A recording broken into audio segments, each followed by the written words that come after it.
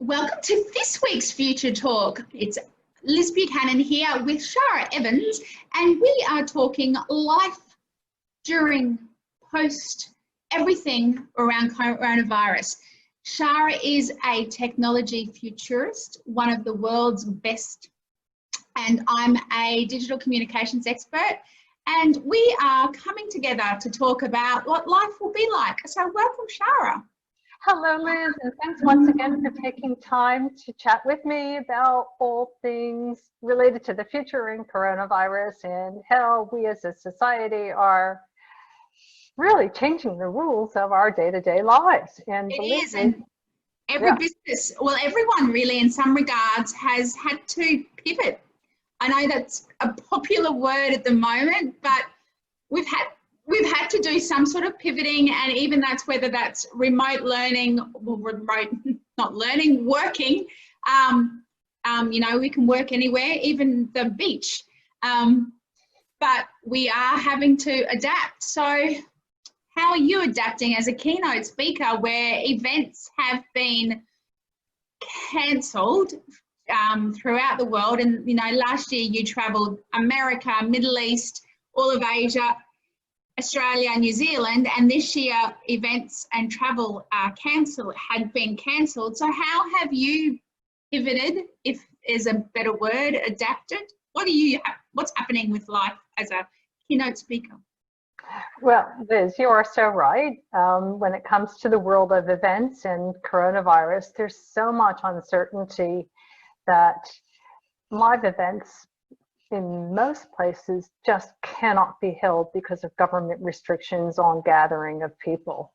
And if you're a professional keynote speaker like me, where you earn your living through talking on big stages and in rooms of anywhere from, you know, small gatherings that might be for boards of directors, all the way up through thousands of people in the room at huge stadiums and events, it's just not happening right now. So you've got to pivot or you have no business. So I've done quite a few different things to pivot, including offering lots of virtual speaking services, everything from simple Zoom, you know, webinars, you know, similar to what we're doing now in our Future Talk chats, all the way through to working with studio partners where we can do professional staging and live stream or pre-recorded in virtual exhibition halls and things of that nature.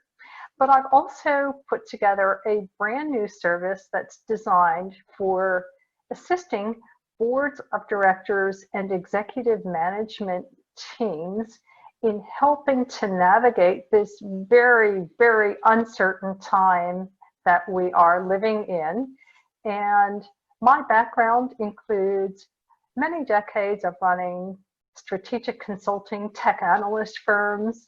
I'm a globally known and top futurist, and I'm a technologist. And putting all those together, it gives me a different viewpoint than a typical board member would have. So if you think about a typical board, you would have lawyers, accountants, people who sit on other public companies, but it would be extremely rare that they would have someone like me who's a technology futurist and visionary person. And not only that, but having an acute interest and tentacles into the world of advanced medical care, and in particular what's happening with coronavirus, that is able to advise them directly based on firsthand conversations with people who are researching coronavirus, being an expert in the world of artificial intelligence and augmented reality and robots and all the sorts of things that might help companies out. So I've designed a service called a Virtual Futurist in Residence service that allows me to virtually join into board meetings, either on a one-off basis or an ongoing series of packages that allow me to provide advice to boards as they're making their way through these very uncertain times. And, you know, an example is happening right here in Australia right now, where it looked like things were going really, really good.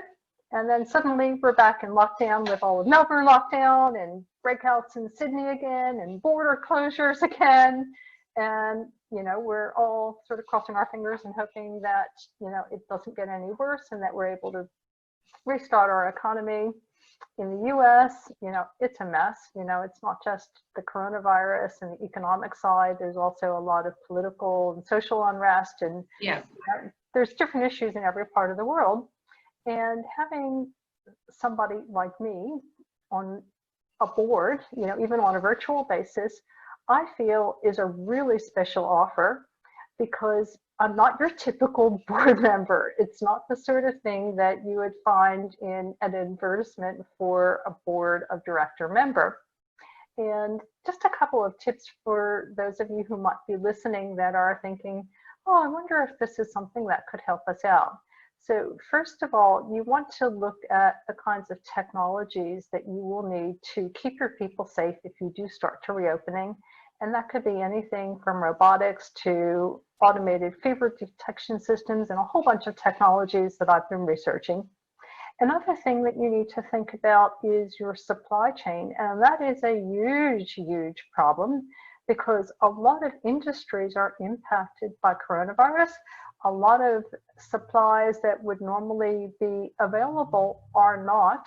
And we need to be creative in sourcing things from different places and understand not just what's happening right now, but what will happen if this coronavirus continues over the longer term, and how do we best prepare our organization for it. We also need to look at things like our clients and what's happening to them, because no matter what kind of organization you are bound to have some or a lot of clients that are hugely impacted by coronavirus.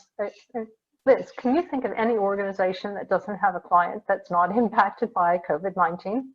No, I can't think of any. Like we've all been impacted in every single industry. Yes, some industries have been affected more, but everyone's affected. But it's not just being affected, it's, you know, how are we going to adapt with remote work, or more use of artificial intelligence, or more use of using Zoom meetings or Microsoft Teams, or, you know, the whole virtual space.